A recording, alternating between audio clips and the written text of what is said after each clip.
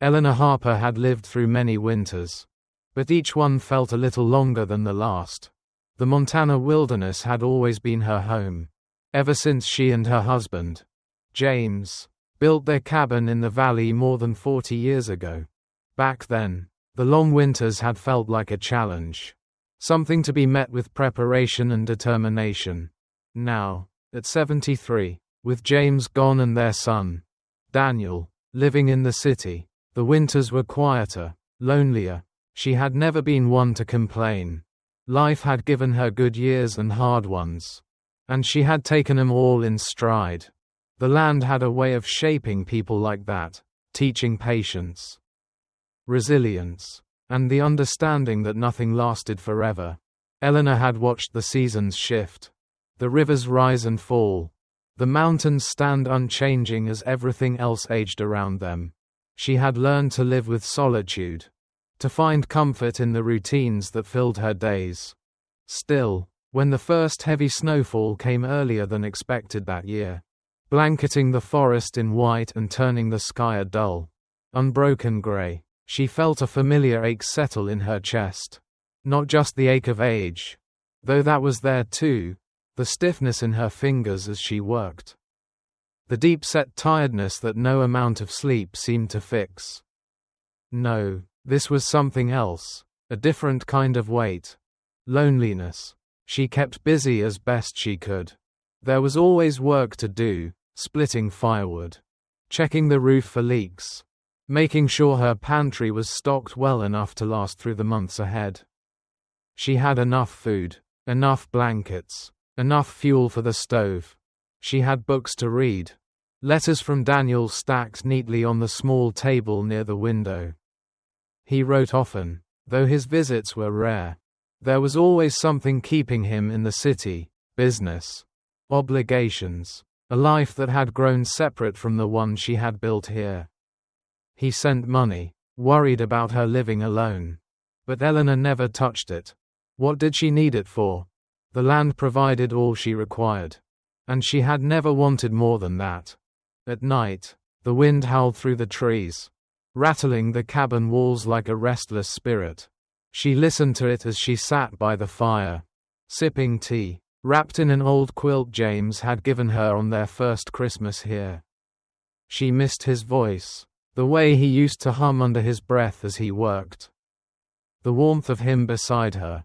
She missed the sound of Daniel's laughter when he was young, the way his small hands had once reached for hers with complete trust. Those days were gone now, like footprints covered by fresh snow. Eleanor wasn't afraid of the wilderness. She knew its rhythms, its dangers. She knew the wolves that roamed in the distance, their eerie calls threading through the night air.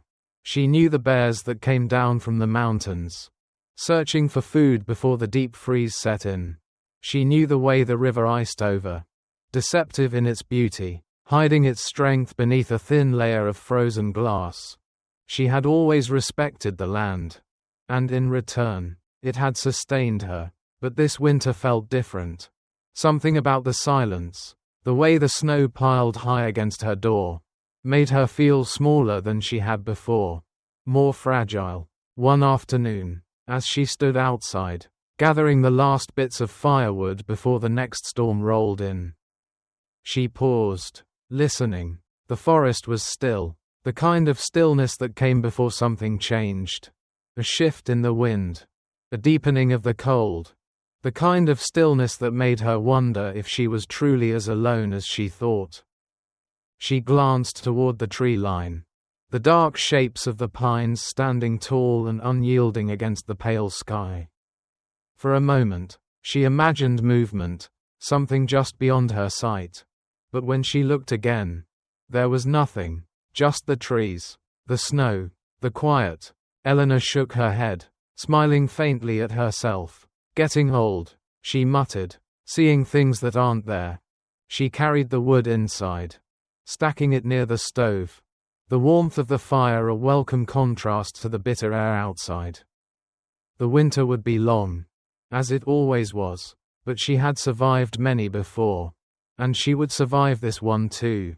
Still, as she settled into her chair by the fire, listening to the wind whisper against the windows. She couldn't shake the feeling that something was watching, waiting, just beyond the edge of the trees. And for the first time in a long time, she wondered if, perhaps, she wasn't as alone as she thought. The wind howled against the cabin walls, rattling the windows as Eleanor sat by the fire, rocking slowly in her chair. The storm had rolled in hard that evening, covering the landscape in a thick, endless white. She had seen plenty of winters like this in Montana, but the cold felt sharper this year, the silence deeper. The loneliness sat beside her like an old friend, familiar but unwelcome. Then, through the howling wind, she heard it, a faint, pitiful sound, something small, something suffering. Eleanor sat up, her heart tightening. At first, she thought she might have imagined it. Just another noise in the restless winter night. But then it came again. A weak, shuddering whimper, barely audible over the storm. She pulled her wool shawl tighter around her shoulders and moved to the door. Listening. The sound was coming from outside, somewhere near the tree line. For a moment, she hesitated. Wolves sometimes came down from the hills in search of food during storms like this. A sickly animal, a wounded creature, those could be dangerous things. But as she stood there, listening to the fragile, helpless cry, something deep inside her stirred. She grabbed her lantern, wrapped her thick coat around her, and stepped out into the night. The cold hit her immediately, sharp and unforgiving. Snow crunched beneath her boots as she made her way toward the sound. Holding the lantern high, the wind whipped around her, making it difficult to see. But then, just beyond the first row of trees, she spotted it, a small, shivering form half buried in the snow. Eleanor knelt, her breath catching in her throat. It was a bear cub. It was barely more than a bundle of fur and bones. Its tiny body curled in on itself for warmth. Its fur, matted with ice, did little to protect it from the freezing air. It lifted its head slightly at her approach, blinking weakly. Where was its mother? Eleanor scanned the dark forest, searching for any sign of movement, any indication that a full-grown grizzly might be nearby. But there was nothing. No tracks. No sounds other than the storm. If the mother had been here, she was gone now. Either she had been hunted, or she had abandoned the cub, too weak to care for it through the long winter. Eleanor knew she should walk away. A bear was a wild animal, not a pet. Even as small and helpless as it was now, it would grow, and one day, it would be dangerous. But as she looked into its frightened eyes, she felt something old and aching stir inside her. A mother's instinct, long buried but never truly gone. She had once cradled her own child, held him close when he was sick, comforted him when he was afraid. That time had passed. Daniel was a man now, living a life far from hers, a life where he no longer needed her. But this tiny creature did, and she could not leave it here to die. Well now, she murmured, lowering the lantern, guess it's just you and me, little one. Gently, she reached out, wrapping the trembling cub in her thick shawl. It barely resisted, too weak to protest, its tiny body limp with exhaustion. Holding it close to her chest, she turned and made her way back to the cabin, the snow swirling around them. Inside, the warmth of the fire was immediate, a stark contrast to the biting cold outside. Eleanor carefully unwrapped the cub and set it near the hearth, rubbing its fur gently to help the heat seep in. Its small body shook, but slowly, its breathing steadied. She moved quickly, warming a bit of milk on the stove and pouring it into a shallow dish. At first, the cub was too weak to move, but after a few moments, it sniffed the air and dragged itself forward, lapping up the warm liquid with slow, deliberate motions. That's it, Eleanor said softly, watching it. You're a fighter. She leaned back in her chair, studying the little creature. It was a boy, too thin, too weak, but still alive. That was something. She thought of James, of how he had always admired strength. Always told her that survival wasn't just about power but about resilience. Then she thought of the old stories, of the biblical Samson. A man of great strength who had fallen but had never truly been defeated. Samson, she murmured, testing the name on her tongue. She looked at the cub, who blinked at her sleepily, his small body rising and falling with slow, steady breaths. That's who you will be. That night, as the storm raged outside, Eleanor sat by the fire, listening to the quiet sound of the cub breathing.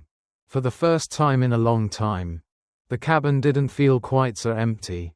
The loneliness wasn't as heavy. And for the first time in many years, Eleanor Harper didn't feel so alone. Samson was slow to trust.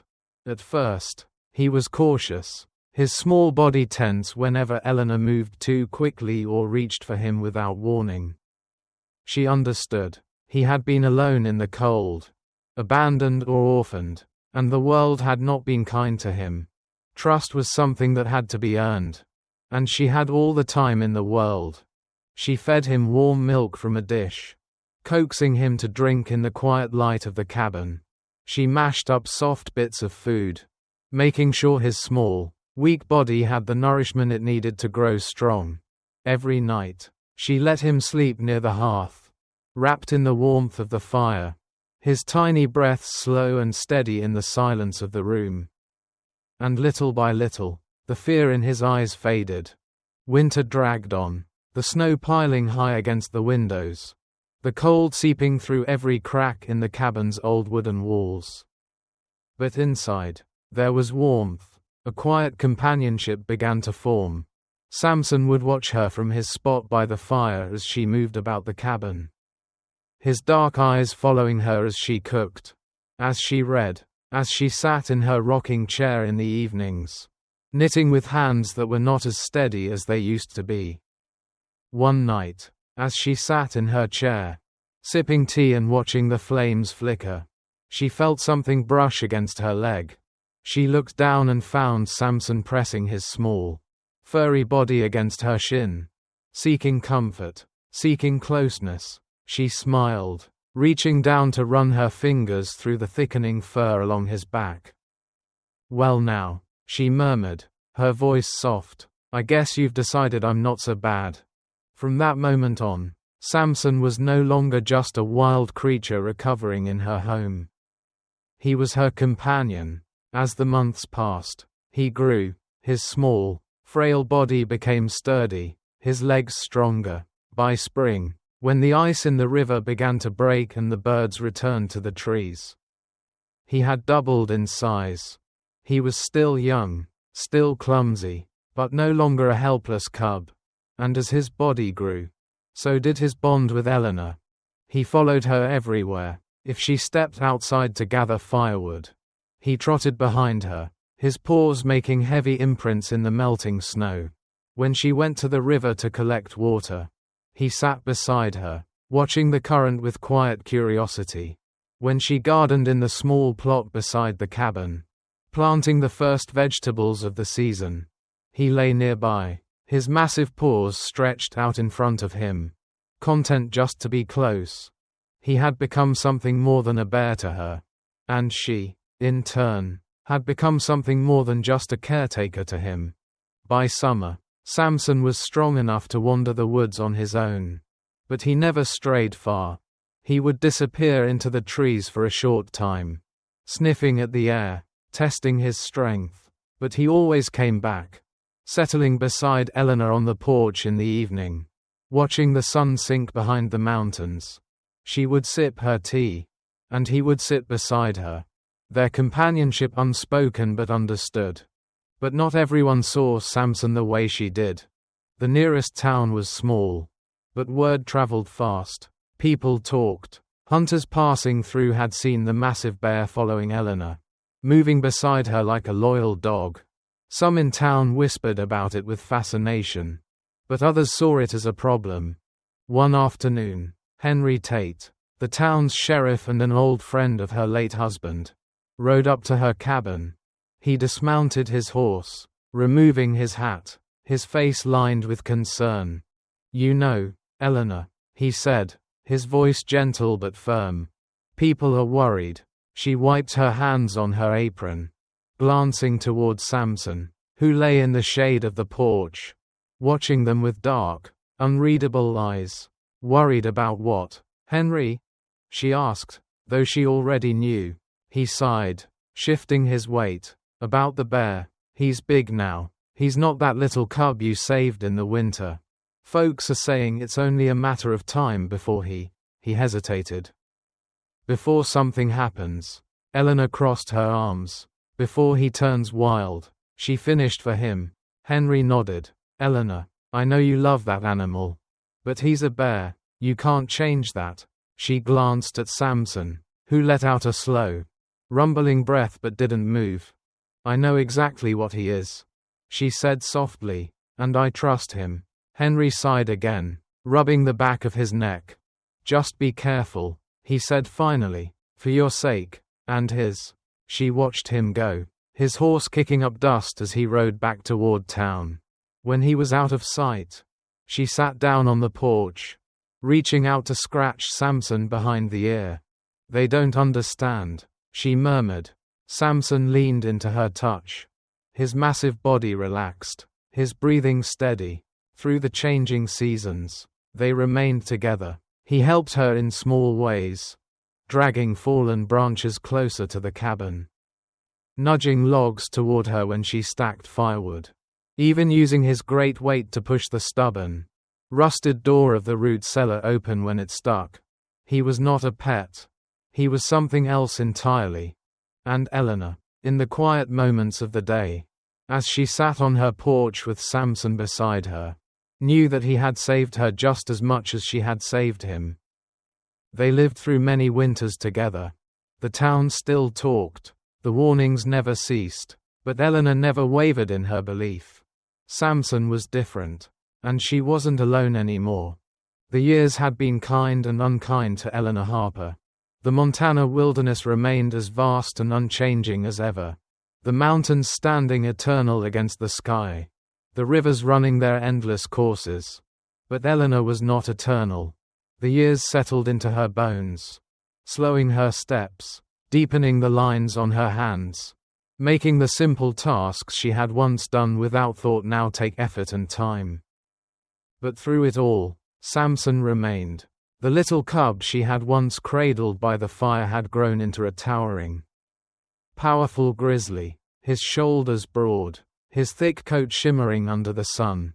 He was strong in ways Eleanor no longer was. But he had never stopped being gentle with her.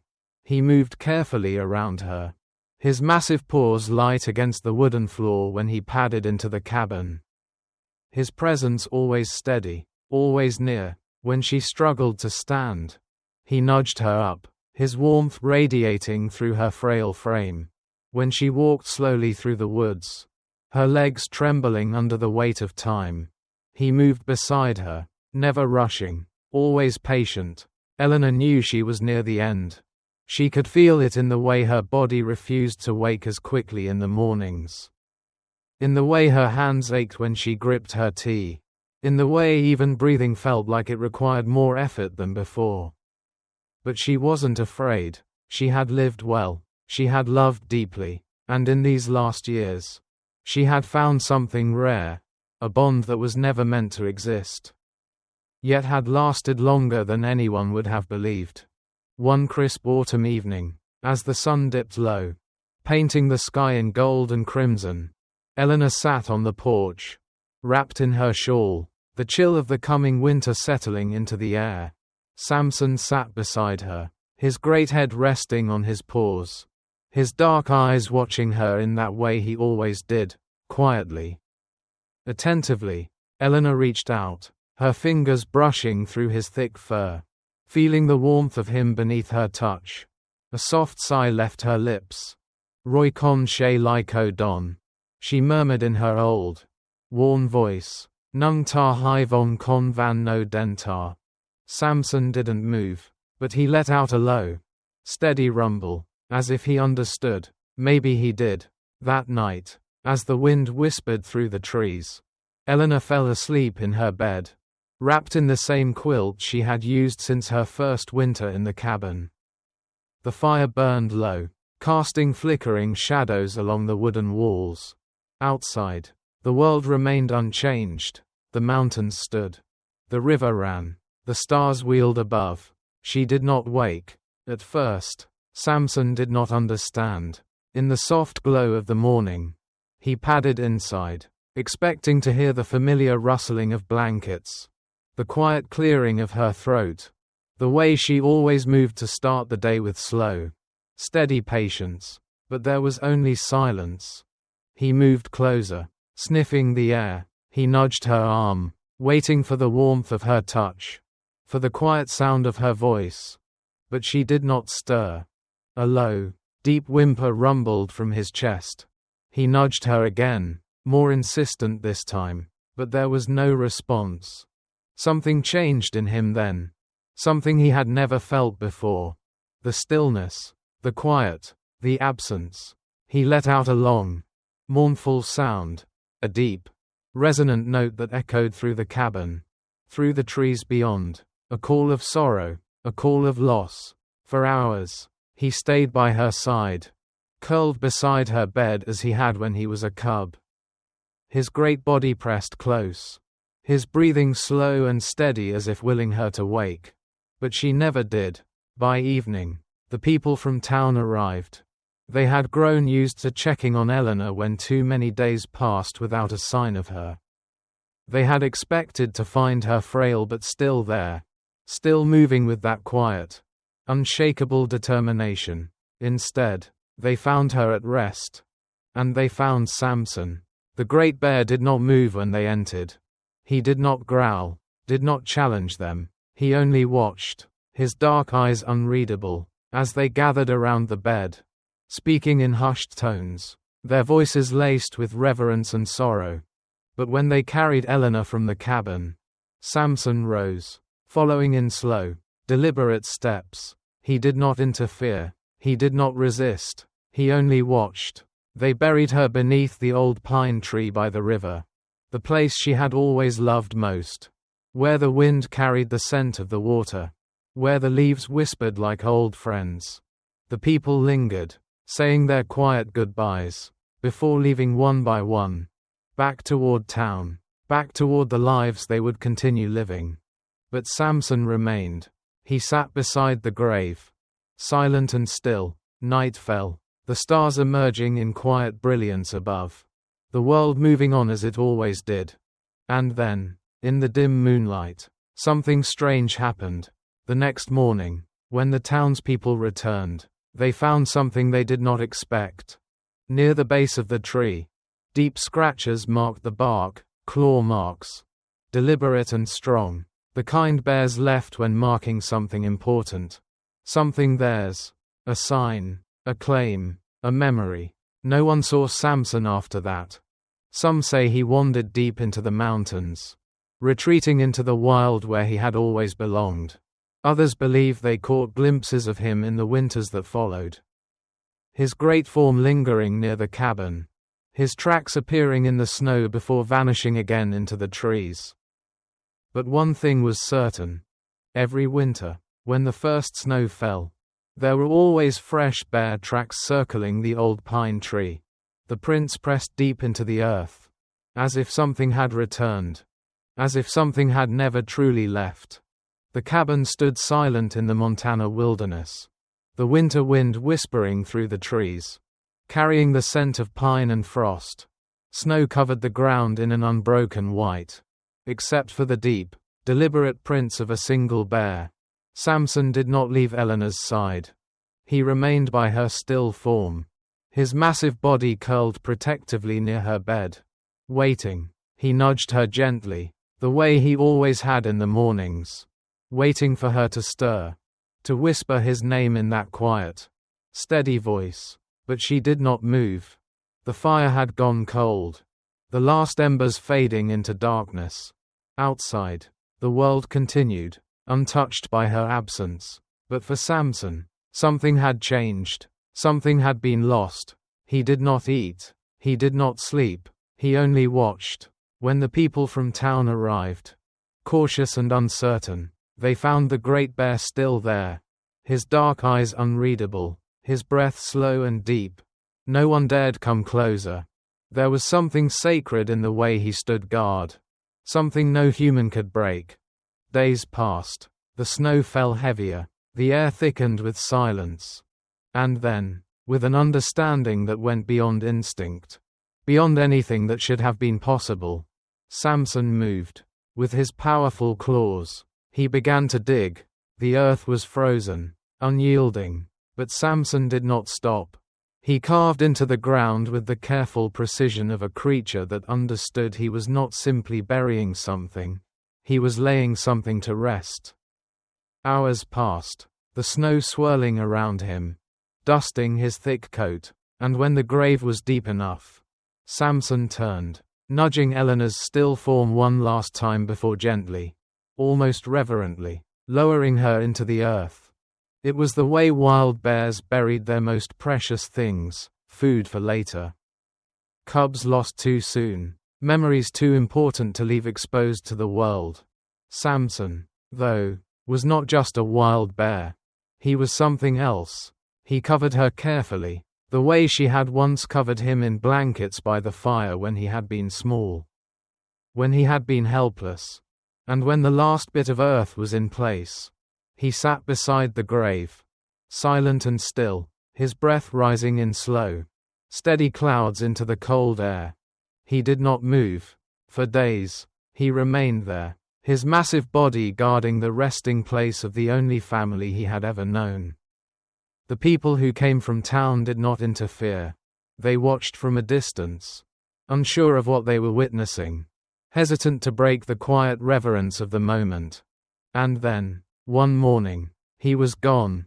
Daniel Harper arrived 2 weeks later. He had received the letter too late, the one from a neighbor in town, telling him his mother had passed. The snow had slowed the mail, the weather delaying his journey back to the home he had left so long ago. He had meant to come sooner. He had meant to see her before the winter came. But life had kept him away, the way it always did. Now, it was too late. When he reached the cabin, he expected to find an empty house, cold and abandoned, waiting for him to sort through what was left. Instead, he found something else entirely. The grave was there, just beside the cabin, beneath the great pine tree where his mother had always liked to sit. The earth was packed firm, undisturbed, the snow settling over it in a quiet shroud. But it was not the grave alone that stopped him. It was the claw marks on the tree beside it. Deep, deliberate scratches marred the bark, fresh despite the snow, the markings of a bear. Daniel stared, his breath curling in the cold air. He had heard the stories, the whispers from the people in town about the grizzly his mother had raised, the companion that had never truly left her side. He had dismissed them before as exaggerations, as the kind of legends people told in places like this.